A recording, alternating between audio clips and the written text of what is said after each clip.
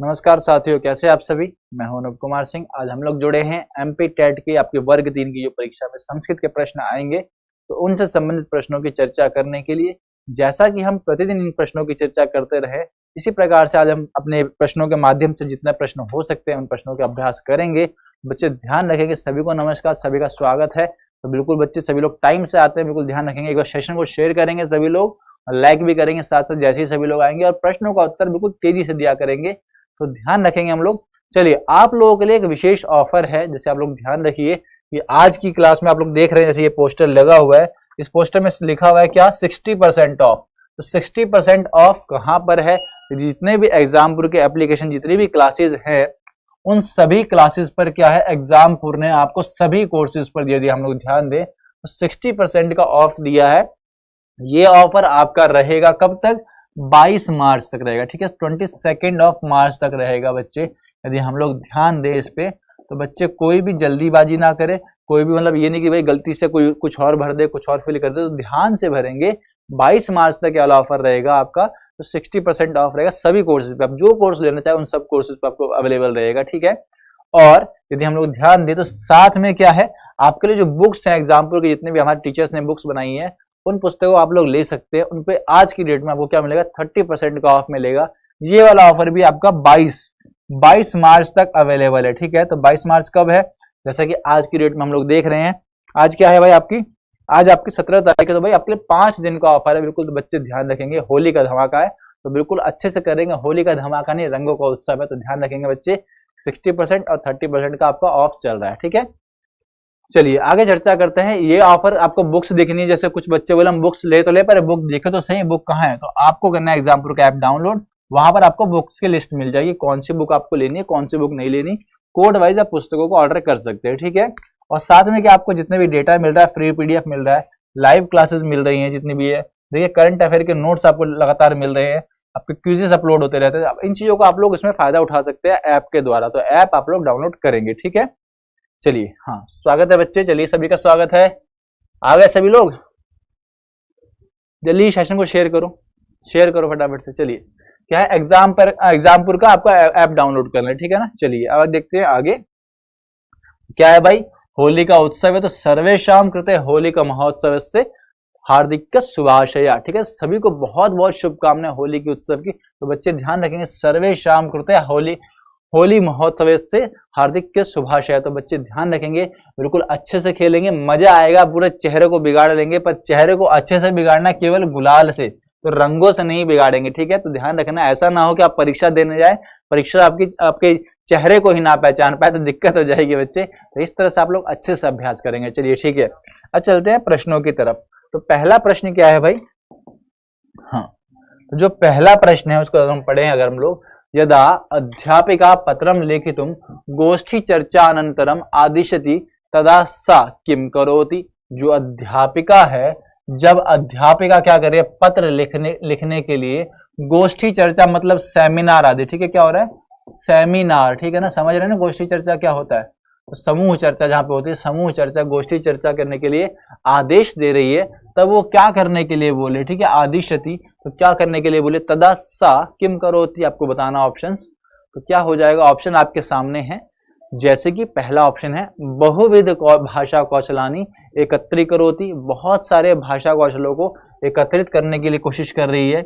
या फिर पारंपरिक विधि के अनुसार उसको क्या कर रही है, अनुसरित कर रही है, कि परंपरा में भी ऐसे चलता था, हम भी इसी प्रकार से करेंगे। क्या है, पारंपरिक विधानम अनुसरित, इस प्रकार से हो जाएगा। या फिर तीसरा ऑप्शन है, प्रायः छात्राणाम भ्रमम उत्पादयति, बच्चों के मन में भ्रम उत्पादित कर रही है। या फिर क्या है, भाषा बोधने प्रत्यक्ष विधानम अनुसरति, भाषा के बोध के लिए प्रत्यक्ष जो विधि है उसका उपयोग करने की कोशिश कर रही है। तो हम लोग ध्यान देंगे कौन सा ऑप्शन इसमें से संभव है, क्या इसमें से संभव नहीं हो सकता। आपको आंसर देना, क्या संभव है। जब वो सेमिनार में ग्रुप डिस्कशन करने के लिए बोल रही है, तो क्या इसमें से संभव हो सकता है। तो आपका आंसर यदि आप लोग बताएंगे तो क्या मिलेगा हमें आंसर, तेजी से मिलेगा हमें। क्या आंसर मिलेगा बताइए भाई। ठीक है, होली बनाइए बढ़िया से, अभी रंग लगा लिया, कल लगाएंगे आप लोग। चलिए, क्या आंसर है इसका? हाँ, क्या आंसर है? चलिए, हाँ क्या है, तो बिल्कुल सही आंसर क्या है, डी, भाषा अवबोध के लिए कोशिश कर रही है। कौन? गोष्ठी के द्वारा। किसके द्वारा? सेमिनार के द्वारा, ठीक है ना। तो सेमिनार को ही या फिर समूह चर्चा को हम लोग क्या बोलते हैं? हम लोग क्या बोलते हैं? सामूहिक चर्चा को क्या बोलते हैं? गोष्ठी चर्चा बोलते हैं, ठीक है। सामूहिक चर्चा जैसे प्रश्न है, इसको हिंदी में दिया, थोड़ा सरलता से देखे तो हम लोग सामूहिक चर्चा, ठीक है ना। हाँ चलिए, क्या है? चर्चा। तो इन चीजों का हमें ध्यान रखना है।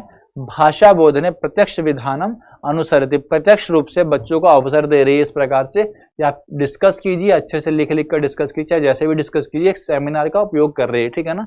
चलिए आगे क्या है, अगला ऑप्शन क्या आपके सामने? हाँ बताओ भाई, क्या ऑप्शन है?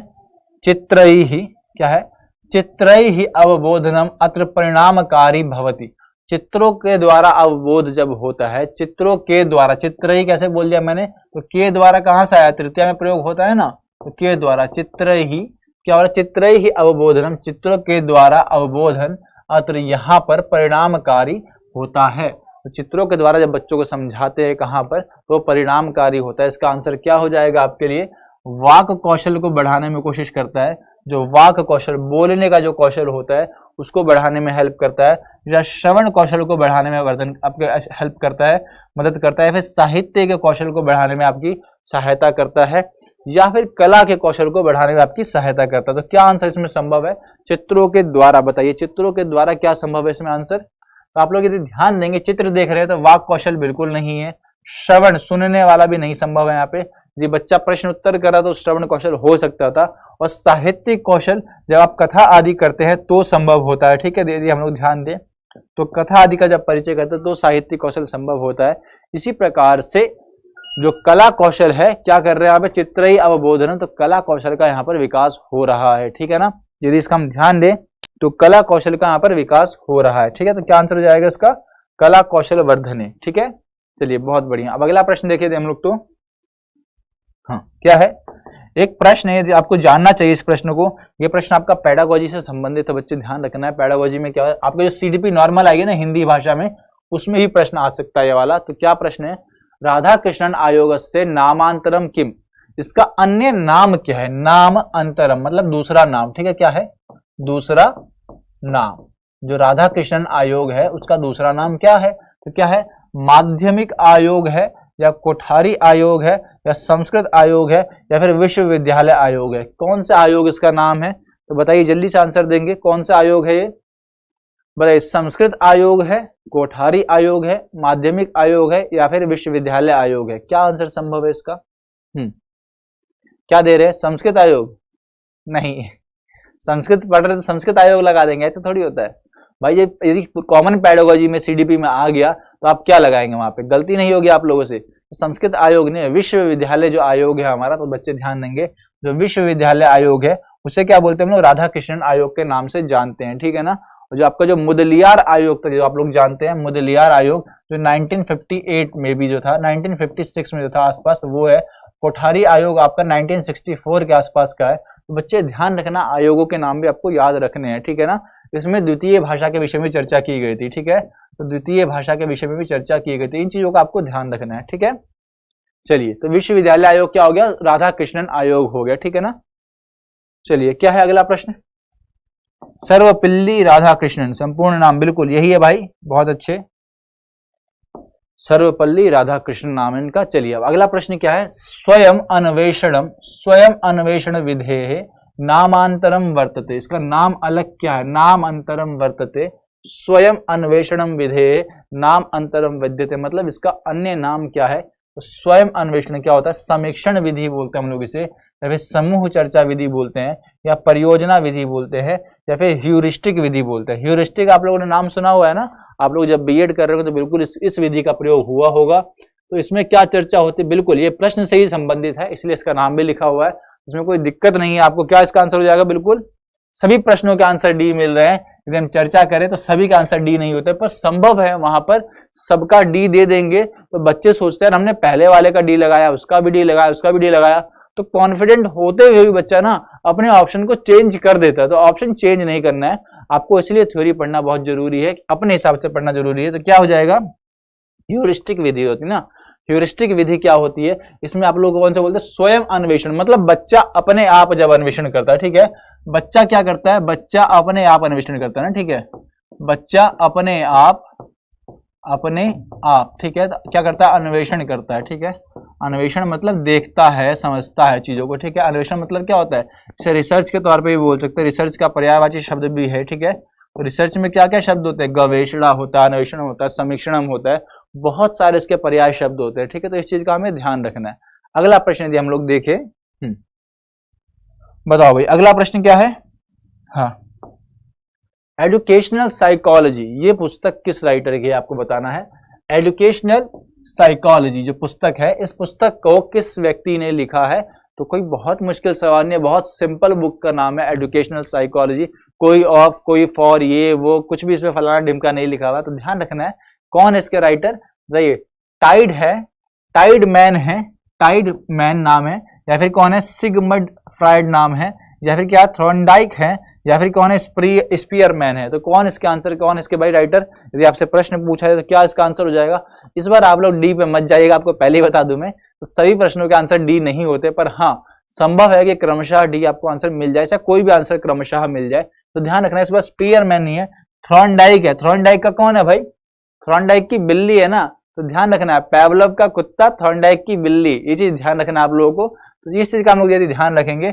और स्किनर का कौन था, कबूतर, तो ठीक है ध्यान रखना, थॉर्नडाइक का कौन है भाई, हाँ, तो इसी का ध्यान रखना, पेवलोव का कुत्ता है, थॉर्नडाइक की बिल्ली, और स्किनर का कौन है भाई, तो ध्यान रखेंगे कबूतर। तो इन पे इन्होंने क्या किया था, प्रयोग किए थे, ठीक है, इन लोगों ने प्रयोग किए थे। और मेंडल क्या करते, मेंडल भाई आपके क्या मटरों को बेच रहे थे, तो भाई कौन है, जॉर्ज मेंडल है, उन्होंने मटरों पे प्रयोग किया था, ठीक है, तो क्या किया था उन्होंने, मटर का प्रयोग किया। तो इन चीजों को आपको ध्यान रखना है, किस पर किसने प्रयोग किया है, चिंपांजी पे प्रयोग किसने किया, बाकी किस पे प्रयोग किया, आप लोग कमेंट करेंगे, ठीक है।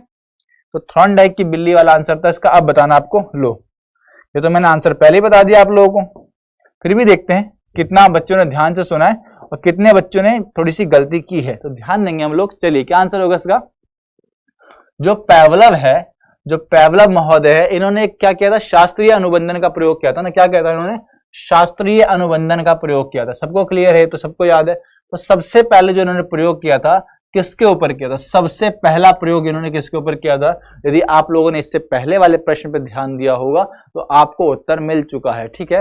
जैसे ऑप्शंस आपके सामने क्या है, शुनक के ऊपर किया था, या बिडाल के ऊपर किया था, या कपोत के ऊपर किया था, या फिर मूसक के ऊपर किया था, हाँ बताओ भाई। यदि इनकी हिंदी बताऊंगा तो आपको इसका आंसर पता लग जाए, आप संस्कृत चेक करते हैं क्या आता है क्या नहीं आता, ठीक है। चलिए बताइए, मूसक से तो क्लियर है, मूसक भाई, मूसक राज कौन है, चूहे की बात हो रही है, मूसक की बात हो रही है, ठीक है, तो चूहा है। कपोत से कौन है, तो कबूतर होता है, ठीक है। बिडाल का अर्थ होता है बिल्ली, ठीक है, मार जा रहा कभी कभी लिखा सकता है, मार जा रहा लिखा सकता है बिल्ली के लिए। इसी प्रकार से क्या लिखा है, श्वान लिखा सकता है, या फिर शुनक लिखा सकता है। तो शुनक कौन होता है, कुत्ता होता है, तो डीओजी डॉग जो हम लोग बोलते हैं ना, ठीक है। तो ध्यान रखना है भाई, शुनक के ऊपर उन्होंने सबसे पहले प्रयोग किया था, किसने किया था, इस पेवलोव ने प्रयोग किया था, ठीक है। तो कोई दिक्कत, कोई गलती नहीं हुई हमसे, ठीक है, तो ध्यान रखेंगे हम लोग क्या है। चलिए अगला प्रश्न देखते हैं एक बार। अगला प्रश्न क्या संभव है, यदि प्रश्न देखा जाए, हाँ बताइए क्या है, कक्षायाम प्रवेश समय अध्यापका नाम स्वभावः भवेत्, मतलब कि जब भी आप कक्षा में प्रवेश कर रहे हैं तो अध्यापक का किस प्रकार का स्वभाव होना चाहिए, जो भी आपके टीचर्स है किस तरह से आपको भाई क्या करे, भाई जब भी क्लास में मैं जैसे एंट्री कर रहा हूँ एकदम गुस्से में एंट्री करूँ, या फिर क्या लिखा इसमें ऑप्शन, विचारग्रस्त, मतलब बहुत टेंशन में कुछ सोचते सोचते एंट्री करूँ क्लास के अंदर, ताकि बच्चे बोले क्या हो गया टीचर को, आज तो भाई आज तो गए, आज तक पिटाई है, होमवर्क भी नहीं किया मैंने, तो ये सब चीजें नहीं करेंगे, ठीक है। उसमें क्या प्रसन्न होकर आप उसमें घुसे, या फिर क्या करें दुखी होकर बोले यार आज फिर से पढ़ाना पड़ेगा, तो ये वाला कार्य आपको नहीं करना, ठीक है। तो बच्चों को डराना नहीं है, ठीक है, बच्चों को भाई मतलब दुखी नहीं करना, ठीक है। अगला प्रश्न क्या है, गंभीर होके, अब एकदम ऐसे गए बच्चे हल्ले कर रहे, ठीक है, हल्ला कर एकदम। अब बच्चे जो हल्ले कर रहे हैं, जो कोने में बैठा है उसको तो पता लग गया, जो फर्स्ट बैच में बैठा है वो चुपचाप बैठ जाएगा। अब जो पीछे वाले जो हल्ला कर रहे हैं लास्ट बेंच वाले, वो अपना मस्ती में नाच रहे हैं, उन्हें नहीं पता कोई आवाज हुई, क्या हुआ क्या नहीं हुआ। जब आवाज आएगी ना गुड मॉर्निंग सर, तो बाकी बच्चे शांत, अरे सर जी आ गए, अब तो हालत खराब। तो आपको ध्यान रखना, जब टीचर क्लास के अंदर एंट्री करे तो हमेशा कैसे एंट्री करे, हंसते हंसते एंट्री करेगा, ठीक है। हंसते हंसते मतलब ये नहीं कि बहुत पागलों की तरह हंसता हुआ करे, मतलब एक खुशी वाले माहौल के साथ। और बच्चों कैसे हो, मजा आ रहा है, पढ़ाई में मजा आ रहा है?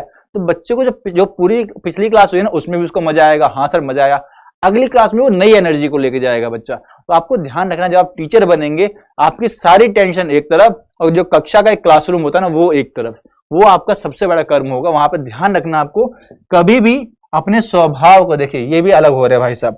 तो जो भी आपका स्वभाव है, स्वभाव को कक्षा के अंदर प्रदर्शित नहीं करना है, क्योंकि बच्चों पे उसका असर पड़ता है या टीचर किस तरह से कर रहा है। क्योंकि हो सकता है बहुत सारे बच्चों की बचपन से ही इच्छा हो शिक्षक बनने की, यदि वो आपको कॉपी करने लगे तुरंत तो वो क्या करेंगे, वो भी टेंशन में हो जाएंगे। टेंशन तो देनी नहीं ना बच्चों को, हमें टेंशन के आप तो कुछ भी नहीं दे सकते बच्चों को। तो ध्यान रखना है, जितना खुश होकर आप जाएंगे बच्चा उतना खुशी खुशी पढ़ेगा भी प्रश्नों को, ठीक है। चलिए अब चलते हैं अगले प्रश्न की तरफ। अगला प्रश्न क्या है भाई, हाँ बताओ क्या है, शिक्षा या मुख्यांग वर्तते, मुख्य अंग वर्तते, ठीक है। यदि हम लोग ध्यान दें तो मुख्य अंग वर्तते, तो बताइए शिक्षा का मुख्य अंग होता है, कौन होता है? यदि आपसे प्रश्न पूछे तो शिक्षक होता है जो प्रसन्न चेहरे को लेकर कक्षा में आता है, या फिर छात्र होते हैं या फिर पुस्तकें होती है। बिना पुस्तक के कोई शिक्षा नहीं होती, ऐसा जो व्यक्ति कहते हैं वो सबसे गलत व्यक्ति होते हैं, ठीक है, ध्यान रखेंगे हम लोग। और विद्यालय होता है या विद्यालय होता है। बताइए शिक्षा का सबसे प्रमुख अंग क्या होता है? यदि विद्यालयों की चर्चा करें तो लोग पेड़ के नीचे भी पढ़ाई कर रहे हैं, ठीक है, तो किसी क्लासरूम की आवश्यकता होने की आवश्यकता नहीं है। यदि हम लोग ध्यान दें तो लोग किसके नीचे, पेड़ के नीचे ही पढ़ाई कर रहे हैं, ठीक है। जैसे कि पहले के लोग क्या करते थे, चल दिए बोरी वोरी लेके, चटाई लेके अपना, और चलो भाई चल रहे विद्यालय। विद्यालय के नाम पे क्या है, जमीन पर बैठ के अच्छे से भूमि पर बैठ के पढ़ाई होती थी लोग, ठीक है, पेड़ की छांव के नीचे। तो ये तो बिल्कुल नहीं है। विद्यालय की जो बिल्डिंग है, चाहे कितनी सुंदर बिल्डिंग बना दो, टीचर्स अच्छे नहीं है, सिलेबस अच्छा नहीं है, बच्चे नहीं है, तो कोई फायदा नहीं उस चीज का, ठीक है। चलिए पुस्तकें, तो संभव है कि पुस्तकें भी मतलब उसका भाग है, पर पुस्तकें उतनी उपयोगी नहीं। जैसे आपको मान लो भाषा की कक्षा लेनी है तो आपको वहां पे पुस्तकों की आवश्यकता नहीं पड़ेगी। जैसे भाषा की कक्षा लेनी है तो आप बच्चों को बोल कर सिखाएंगे, बोल कर लिखने मतलब बोलना सिखाएंगे, बजाय लिखने के, बजाय पुस्तक पढ़ने के। तो आप बच्चों को बोलने का अभ्यास करवाएंगे, तो ये भी नहीं है। और शिक्षक है, शिक्षक सिखाने वाला जरूर है, मान लीजिए शिक्षक सिखाने वाला जरूर है वहां पर यदि छात्र ही नहीं है, तो छात्र ही एक या दो छात्र, तो क्या सिखाएगा वहां पर? तो ध्यान रखना है, जो सबसे प्रमुख अंग क्या होते हैं, छात्र होते हैं। क्यों? तभी तो हम लोग कहते हैं, क्या कहते हैं, छात्र केंद्रित शिक्षा बोलते हैं। हम लोग बोलते हैं ना छात्र केंद्रित शिक्षा बोलते हैं। तो इस चीज का आपको ध्यान रखना है, ये तीनों ही आपके अंग हैं।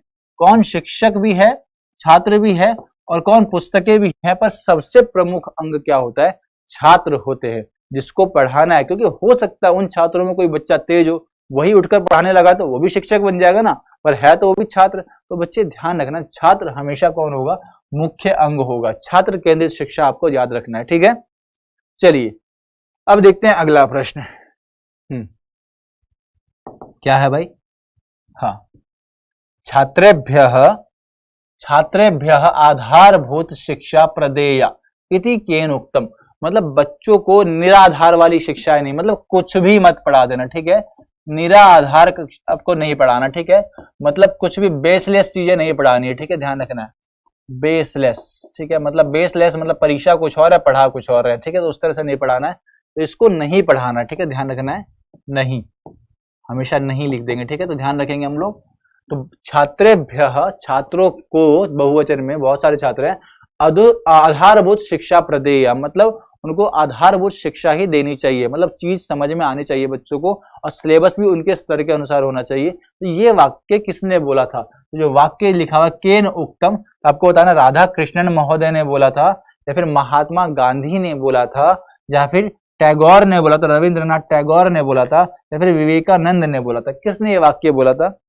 जल्दी से बताएंगे हम लोग। कल हमने विवेकानंद का एक सूक्ति पढ़ी थी हम लोगों ने, याद है ना? तो आपको पता उसी प्रकार से। तो आज किसने बोला आपको भाई ध्यान रखना, कल वाला प्रश्न को आज से रेट मत कर देना। बच्चों को आधारभूत शिक्षा देनी चाहिए, ये किसने बोला था? महात्मा गांधी ने बोला था, जिसे हम लोग राष्ट्रपिता के नाम से भी जानते हैं। तो बच्चे याद रखना है कौन है कौन नहीं है।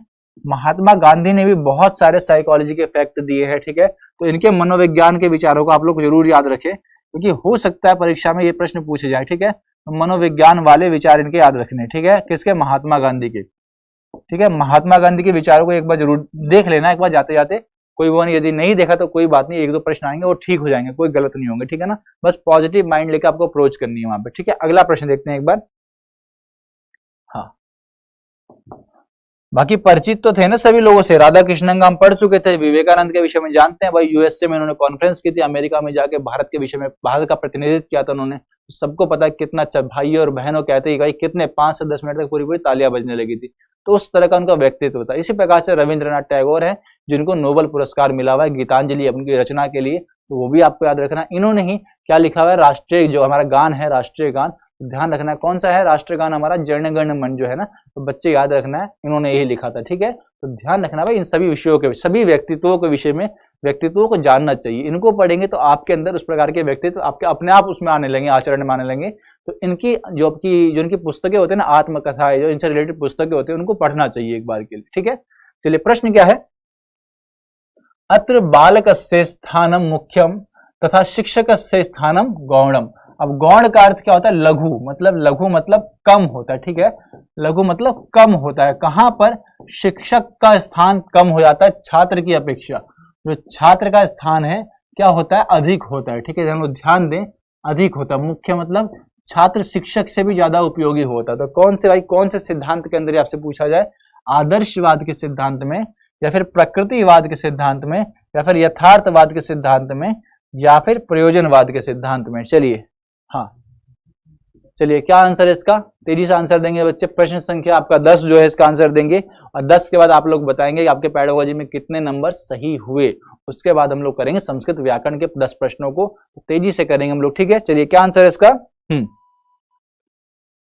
हाँ क्या दे रहे हैं बच्चे, प्रकृतिवाद दे रहे हैं। कुछ लोग आदर्शवाद बोले, तो बच्चे आदर्शवाद नहीं, प्रकृतिवाद। प्रकृतिवाद में क्या है, स्वभाव वाले जो होते हैं ना, प्रकृति का अर्थ क्या होता है, स्वाभाविक शिक्षा, ठीक है। प्रकृतिवाद में क्या होता है, बच्चे को मान लीजिए एक बड़े से गुरुकुल टाइप में छोड़ दिया जाता है, उनको बोलते हैं कि आपको जहां रुचि हो रही है, रुचि के अनुसार आप लोग क्या करेंगे, रुचि अनुसार अपनी पढ़ाई कीजिए। जैसे कि अन्य विदेशों में आपने सुने होंगे उदाहरण बहुत सारे, कि 5 साल तक या फिर 5वीं क्लास तक के बच्चों की कोई मार्किंग नहीं होती, 5 साल तक उनके अंदर क्या होता है, उनके टैलेंट को डेवलप किया, तो जो भी उनके अंदर होता है ना, कौशल होते हैं, उनको विकास किया जाता है। फिर उसके बाद जब 6ठी क्लास में बच्चा प्रवेश करता है साक्षात, तो वहां पर उसके उसी वाले टैलेंट के ऊपर पूरा जोर दिया जाता है, ठीक है। हालांकि भारत में इस तरह की व्यवस्था अब नहीं है, प्रकृतिवाद की चीजें नहीं है, पर ध्यान रखना अभी भी गुरुकुल आदि में इस तरह की व्यवस्थाएं चल रही हैं, बच्चों को वातावरण दिया जाता है, ठीक है। तो प्रकृतिवाद में क्या, स्वाभाविक शिक्षा, मतलब क्या हुआ, बच्चे के स्वभाव के अनुसार बच्चे को पढ़ाना, उसकी रुचि के अनुसार, उनकी मन की इच्छाओं के अनुसार, तो मनो इच्छा के अनुसार क्या कहते हैं,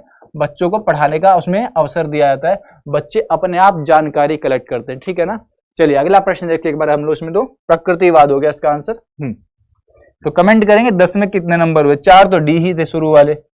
चलो अब आंसर देंगे हम लोग।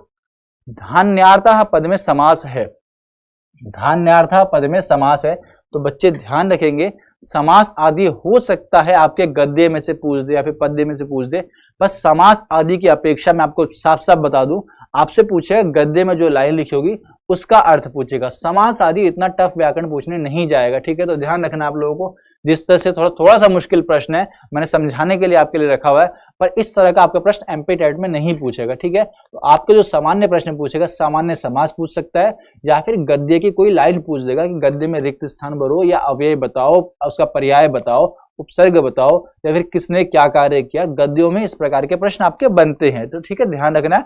पर हम लोग कर रहे हैं बेसिक ग्रामर की तैयारी साथ साथ, तो उस चीज को आपको ध्यान रखना। हमने गद्य पद्य का बहुत अभ्यास किया, लगातार 10 से 15 दिन किया था, तो बच्चे ध्यान रखेंगे, ठीक है। इस तरह से आप लोग तैयारी करेंगे, अपनी गद्य अपने सिलेबस के अकॉर्डिंग तैयारी करेंगे, ये बेसिक ग्रामर है। जैसे धान्यार्थ है ना, तो धान्येन अर्थ, क्या इसका विच्छेद होता है, धान्येन अर्थ।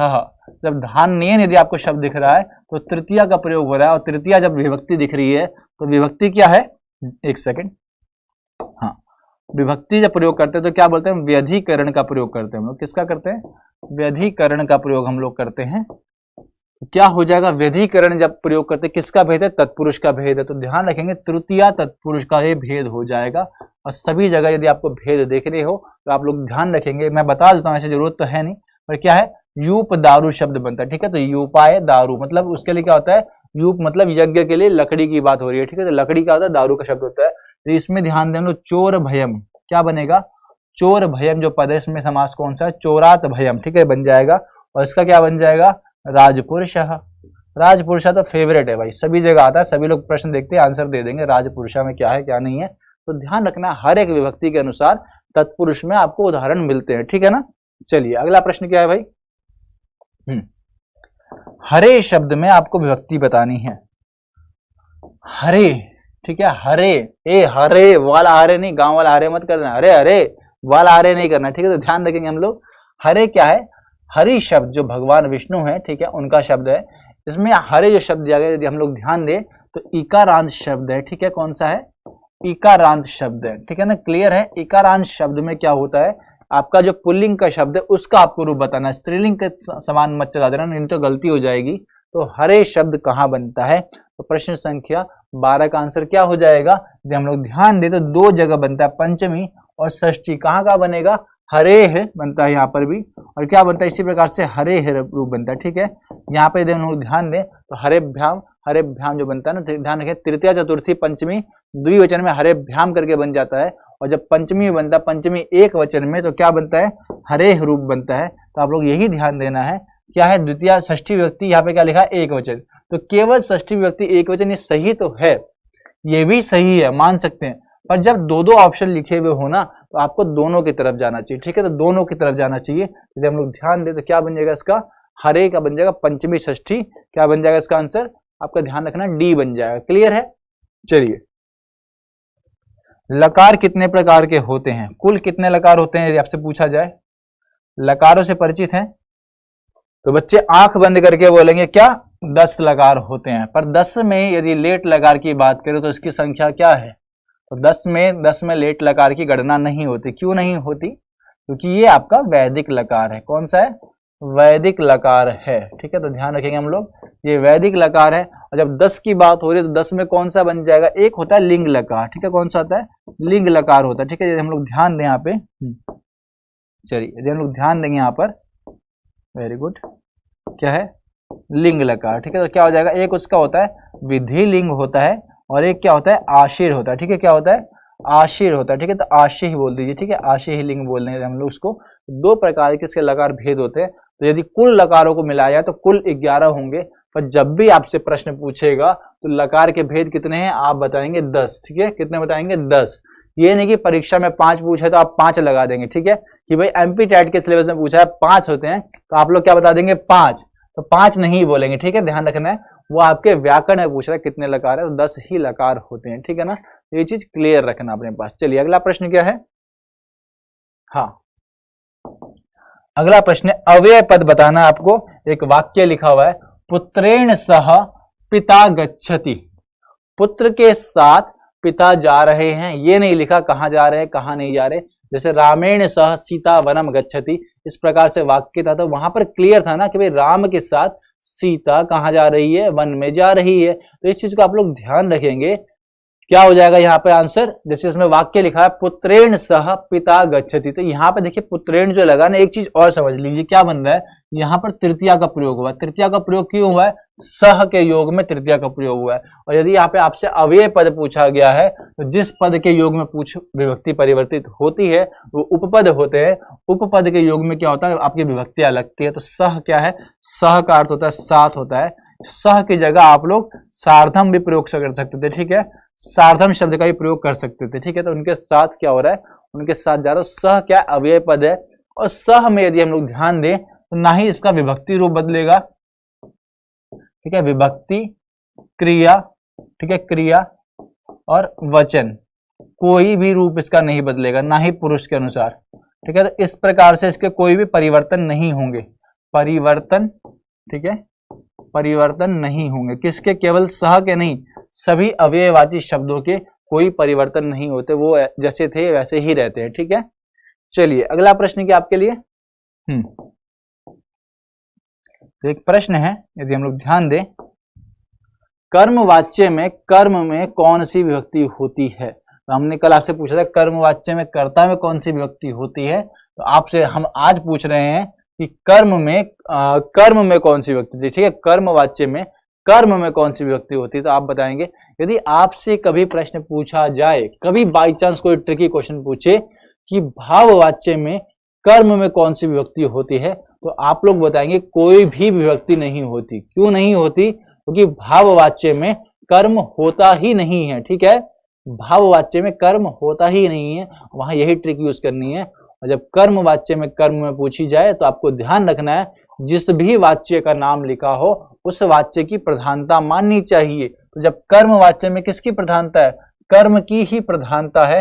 तो क्या होगा? जब भी प्रधानता होती है तो प्रधान वाक्य में हमेशा ध्यान रखना क्या होगा? प्रधान वाक्य में हमेशा प्रथमा का प्रयोग होता है। ठीक है, प्रथमा का प्रयोग होगा तो इसका आंसर क्या हो जाएगा? प्रथमा हो जाएगा। यदि कर्ता पूछा होता, ठीक है, कर्ता पूछते तो कर्ता में क्या होता? तृतीया होता। ठीक है, ध्यान रखना हमें इस चीज का, हमें ध्यान रखना है कर्मवाच्य और कर्तृवाच्य का। ठीक है, अगला प्रश्न करते हैं। हाँ चलिए, आज सुबह की क्लास में मैंने एक वाक्य बच्चों से पूछा था कि बालक को मोदक अच्छा लगता है, उसका आप लोग अनुवाद कीजिए। तो बच्चों ने बहुत सुंदर अनुवाद किया था उसका। उसी प्रकार से आपको बताना है रुच्यार्थानां प्रियमाणा, जो ये सूत्र लग रहा है, इस सूत्र के योग में कौन सी विभक्ति होती है? तो बिल्कुल उसी वाक्य से संबंधित है, बालक को मोदक अच्छा लगता है। उसी प्रकार से क्या? रुच्यार्थानां प्रियमाणा, इस वाक्य में कौन सी विभक्ति का प्रयोग हो रहा है? बताइए, जल्दी से आंसर देंगे हम लोग। क्या आंसर देंगे? तेजी से आंसर देंगे हम लोग। हाँ, क्या आंसर मिल रहा है हमें? तो बताइए, प्रथमा मिल रहा है, द्वितीया, तृतीया, चतुर्थी। तो बिल्कुल जब भी रुचि प्रकट करने वाले धातु होंगे, जैसे रुचि वाली, तो क्या बोलेंगे? मह्यम। ठीक है, मह्यम क्या है? मोदकम। मह्यम मोदकम, या तो आजकल तो गुजिया बोलना चाहिए। ठीक है, मोदकम रोचते। ठीक है, क्या बोल देंगे? रोचते। रोचते क्या हो गया? मेरे को मोदक अच्छा लगता है। ठीक है, मेरे को। यहाँ चतुर्थी व्यक्ति का प्रयोग आपको दिख रहा होगा, तो बिल्कुल चतुर्थी व्यक्ति का प्रयोग होता है रुचि अर्थ वाली धातुओं में। ठीक है, रुचि अर्थ वाली धातुओं में क्या होता है? चतुर्थी व्यक्ति का प्रयोग होता है। ठीक है ना। चलिए अगला प्रश्न देखते हैं एक बार। हाँ, अंतिम 4 प्रश्न रह गए आपके, तो ध्यान रखेंगे हम लोग अंतिम 4 प्रश्नों को तेजी से करेंगे। क्या है? बिल्कुल तेजी से करेंगे। तो गुण संधि से युक्त शब्द है, गुण संधि से युक्त शब्द है। आपसे देखिए गद्य में कोई शब्द दे देगा, इनमें से कोई भी शब्द दे देगा और पूछेगा कौन सी संधि है। तो संभव है गद्य या फिर पद्य में से आपसे पूछ देगा कि इनमें से कौन सी संधि है, तो आप लोग सही आंसर देंगे वहां पे। ठीक है ना, कोई गलती नहीं करेंगे। ठीक है, हाँ बताइए क्या है? गुण संधि से युक्त शब्द है। कौन सा शब्द है गुण संधि से युक्त? कौन सा शब्द है? तो महेंद्र है, इत्यादि है, या श्री, इन सब का पहले मैं संधि विच्छेद करता हूं। ठीक है, महा इंद्र। ठीक है, संधि विच्छेद कर दिया इसका मैंने, ध्यान रखना। इसी प्रकार से क्या है? इति आदि। ठीक है, इति आदि। इसी प्रकार से क्या करेंगे हम लोग? और क्या है? श्रीशः है ना, तो श्री और ईशः, हम लोग ध्यान दें, श्री और ईशा। और क्या है? प, तो क्या हो जाएगा? पौ। क्या हो जाएगा? पो। क्या हो जाएगा? अनहा। तो हमें ध्यान रखना है पो और अनहा जो शब्द बन रहा है, तो आपको ध्यान रखना है कहां पे कौन सी संधि है। गुण संधि में क्या होता है? अद एंग गुणहा। क्या होता है? सूत्र होता है अद एंग गुणहा बनता है। तो बिल्कुल सही आंसर आप लोग दे रहे हैं, बिल्कुल समझ गए आप लोग। तो अद एंग गुणहा में क्या होता है? जब भी अ को या फिर आ को, ठीक है, किससे संधि करेंगे हम लोग? ई, उ या फिर री। ठीक है, री या फिर री, जब इनसे संधि करेंगे तो हमें क्या मिलेगा? रूप मिलेगा। यहाँ पर ए मिलेगा हमें, यहाँ पर ओ रूप मिलेगा। ठीक है, यहाँ पर अर आदेश मिलेगा हमें, और यहाँ पर मध्य में मिलेगा अल। तो ठीक है, इन चीजों का आपको ध्यान रखना है। ये चीजें आपकी क्लियर है? तो आपको जो कॉन्सेप्ट सेट हो रहा है यहाँ पे, आपका ये वाला कॉन्सेप्ट सेट हो रहा है, पहला वाला। तो क्या बन जाएगा? महेंद्र। यदि आपको जब कभी आपको दीर्घ एकार मिले, जब आपको ए ये वाला मिले, जैसे कि आपको क्या होता है? देवैश्वर्यम बनता रूप। ठीक है, देवैश्वर्यम रूप बनता है। एक सेकंड, यहां नहीं, यहां लिख देते हैं। चलिए, कहां बन जाएगा आपका? जब भी आपको आई, ठीक है, या फिर औ, जब ऐसे रूप मिलेंगे तो आपको ध्यान रखना है औ। तो आप जैसे देवैश्वर्यम बन रहा रूप, ठीक है, ध्यान रखेंगे हम लोग देवैश्वर्यम, देवैश्वर्यम। ठीक है, तो क्या बन जाएगा रूप यहाँ पर? तो आपको यहाँ पे देखिए आई की मात्रा दिख रही है। कौन सी मात्रा दिख रही है? आई की मात्रा। तो ये वृद्धि संधि हो जाएगी। ठीक है, केवल 2 ही स्वरों के अंदर आपको वृद्धि संधि मिलती है, ध्यान रखना है, आई और औ। ठीक है, तो इस चीज का आपको ध्यान रखना है। जब महेंद्र लिखा हुआ है, ह्रस्व ए लिखा हुआ है, तो ध्यान रखना क्या बनेगा? ये आपका गुण संधि का सूत्र बन जाएगा। क्लियर है? क्लियर है ये चीज? चलिए अब देखते हैं अगला प्रश्न। इनमें से भिन्न पद बताना है। संभव है इनमें से किसी पद का अनुवाद पूछ दे, चाहे कुछ पूछ दे, तो इनमें से कोई एक भिन्न पद आपको बताना है। जैसे भिन्न पद क्या संभव है इसमें से यदि आपसे पूछा जाए, हाँ मतलब कौन से पद समान है और कौन सा पद अलग है। यदि हम ध्यान दें तो शोणित का अर्थ भी क्या होता है, लाल होता है। ठीक है, क्या होता है, एक वर्ण की बात हो रही है। और रुधिर को भी क्या बोलते हैं, रुधिर भी क्या होता है भाई, लाल रक्त बोलते हैं ना हम लोग, तो लाल रक्त है। इसी प्रकार से रक्त भी क्या होता है, रक्तम भी क्या होता है, लाल होता है। ठीक है, तो इन सब का अर्थ क्या होता है, जब इन शॉर्ट में देखें तो क्या होता है, खून अर्थ होता है। ठीक है, खून या फिर रक्त अर्थ होता है। ठीक है, तो हम लोग ध्यान दे दी। अब खून खून करने वाला खून नहीं, जो आपका रक्त होता है। ठीक है, ध्यान रखेंगे हम लोग, रक्त की बात हो रही है, रक्त की बात हो रही है। ठीक है, तो ये तीनों रक्त के अर्थ में है। और जो चिम्बुक होता है, चिम्बुक का अर्थ होता है ठुड्डी, क्या होता है, ठुड्डी अर्थ होता है। ठीक है, तो हम लोग ध्यान रखेंगे क्या होता है, ठुड्डी बोलिए या फिर ठुड्डी बोलिए, जो भी बोले। ठीक है, तो क्या बोलेंगे हम लोग, ठुड्डी अर्थ होता है। ठीक है, तो ध्यान रखेंगे हम लोग, जो भी आपके ओष्ठ के नीचे यहाँ पे वाला हिस्सा ना चिम्बुक, तो उसको चिम्बुक बोलते हैं हम लोग। ठीक है, तो ये शब्द इसका अलग शब्द है। ठीक है, क्लियर है। चलिए अगला प्रश्न देखते हैं एक बार। हाँ, तो कभी कभी संभव है संख्याएं पूछे, पर संख्या तब पूछेगा जब गद्य या पद्य में संख्या लिखी हो।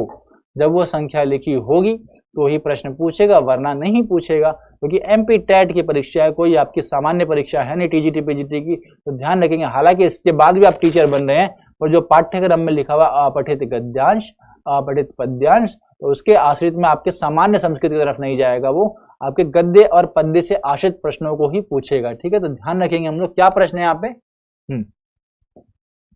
जो 45 लिखा हुआ है, यदि मैं इसको इंग्लिश में बता दूं तो क्या बोलेंगे इसे हम लोग, 45 बोलेंगे। क्या बोलेंगे, क्या बोलेंगे, 45 बोलेंगे हम लोग। ठीक है, तो 45 जब बोल रहे हैं तो ध्यान रखना है आपको। तो 45 में क्या रूप बनेगा, यदि आपसे पूछा जाए तो क्या बनेगा रूप 45 में, बताइए। 45 बनेगा या फिर पचचत्वारिंशत् बनेगा, पचचत्वारिश बनेगा, या फिर पंचचत्वारिंशति बनेगा, या फिर पंचचत्वारिंशत् बनेगा। बताइए क्या संभव है इसमें से। यदि आप लोग ध्यान देंगे तो यहाँ पर एक च का लोप है। ठीक है, एक च का लोप है, तो ध्यान देंगे यहाँ पर वो चीज नहीं है। इसी प्रकार से 45, ये तो आपने हिंदी का पता नहीं कौन सा अनुवाद कर दिया, जो बच्चे बोलते हैं ना सर इस प्रकार से, ठीक है, तो वो चीज गलती करेंगे हम लोग। और पंचचत्वारिंशति जो ये रूप है ये भी नहीं बनेगा, रिमशति नहीं बनेगा। तो सामान्य रूप आपका बनता है पंचचत्वारिंशत् बनता है। ठीक है, तो ध्यान रखेंगे आप लोग, क्या बनेगा, पंचचत्वारिंशत्। कुछ बच्चे इसको भी मान रहे होंगे, सी तो स्त्रीलिंग की कक्षा में देखेंगे, बस सामान्य तौर पे क्या होता है, पंचचत्वारिंशत् रूप बनता है। तो ध्यान रखेंगे क्या है, पंचचत्वारिंशत् 45 बोलते हैं। ठीक है, चलिए आज का अंतिम प्रश्न है, ध्यान रखिए हम लोग। तो क्या है भाई, बताना है आपको, वार्तिक कार कौन है, वार्तिक कार कौन है। वार्तिक कार का वर्णन कहाँ पे आता है, मैं आपको पहले बता देता हूँ, त्रिमुनियों में आता है। ठीक है, कहाँ आता है, त्रिमुनि में इनका वर्णन आता है। जो हमने व्याकरण के त्रिमुनि पढ़े ना, व्याकरण वाले, और कहीं वाले नहीं। ठीक है, तो व्याकरण वाले हैं।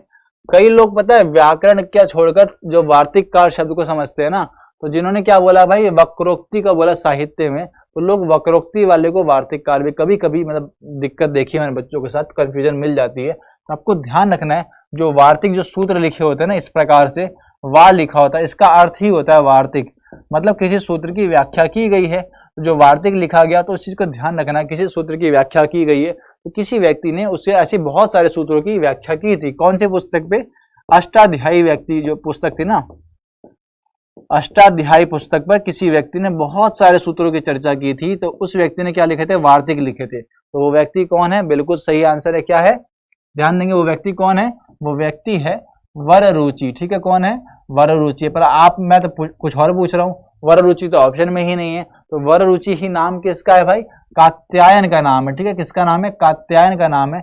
इनका समय क्या रहा है, 300 से, ठीक है, 300 से 350 ईसा पूर्व रहा है। ठीक है, यानी कि इन्होंने पाणिनि के 150 वर्ष बाद, जो पाणिनि थे 500 ईसा पूर्व माना जाता है प्रायः, तो इनके 150 वर्ष बाद इसी पुस्तक पे, अष्टाध्यायी जो पुस्तक है पाणिनि की है, यदि हम लोग ध्यान दें तो किसकी, अष्टाध्यायी पाणिनि की है, कात्यायन ने वार्तिक लिखे 150 वर्ष बाद। ठीक है, और पतंजलि ने फिर क्या किया, जो पुस्तक थी अष्टाध्यायी उस पर महाभाष्य लिख दिया। ठीक है, कितने दिनों में लिखा, 84 दिनों में। ठीक है, महाभाष्य लिखा कितने दिनों में, 84 दिनों में। 84 दिन का मतलब क्या हो गया, आहनिकों में। ठीक है, तो ध्यान रखना है आपको, इस तरह के बेसिक संस्कृत का आपको ध्यान रखना चाहिए। और जो वरदराज आचार्य है, कौन है, लघु सिद्धांत कौमुदी के रचनाकार हैं। ठीक है, लघु सिद्धांत कौमुदी। ठीक है, ध्यान रखना सिद्धांत कौमुदी कई लोग गलती कर देते हैं, तो आंसर क्या हो जाएगा, वररुचि कात्यायन कौन है, वार्तिककार है। ठीक है, तो बच्चे आपके प्रश्न यहीं तक थे, आप लोग ध्यान देंगे, कोई भी ऑफर मिस नहीं करेगा। ऑफर क्या है, 22 तारीख तक वैलिड है, क्या है 22 मार्च तक वैलिड है। ठीक है, तो बच्चे ध्यान रखेंगे हम लोग, क्या है 22 मार्च तक वैलिड है। 60% का आपको ऑफ मिला है किसमें, सभी कोर्सेज पर, जितने भी कोर्सेज हैं, तो ध्यान रखना सभी कोर्सेज पर आप किसी भी कोर्स को अपने अकॉर्डिंग, चाहे पुलिस का हो, चाहे टीचिंग का हो, चाहे किसी भी चीज का, IAS PCS जो भी कोर्सेज हैं आपके, सभी कोर्सेज जितने भी एग्जाम पर होते हैं सब पर 60% का ऑफ है। ठीक है, और साथ साथ जितनी भी पुस्तकें अवेलेबल है सब पर 30% का ऑफ है। ठीक है, तो सभी लोग इसी प्रकार से करते रहेंगे अभ्यास, हम भी मिलेंगे आगे कक्षाओं में इसी प्रकार से। तो सभी को नमस्कार। और जो लोग सोच रहे कमेंट्स आज क्यों नहीं पढ़े, तो बच्चे कमेंट्स ऑफ थे क्योंकि सिस्टम था नहीं, तो इसलिए हमने कमेंट्स को पढ़ा नहीं। तो बच्चे ध्यान देंगे, थोड़ा सिस्टम का इश्यू हो गया तो हमने इसलिए कमेंट्स को पढ़ा नहीं। ठीक है, तो सभी लोग ध्यान रखेंगे, इसी प्रकार मस्ती करेंगे, अगली कक्षाओं में इसी प्रकार अभ्यास करेंगे। सभी को बहुत बहुत शुभकामनाएं होली की। तो अच्छे से खेलिए, बढ़िया से खेलिए, चेहरा मत बिगाड़िएगा। ठीक है, सभी को नमस्कार।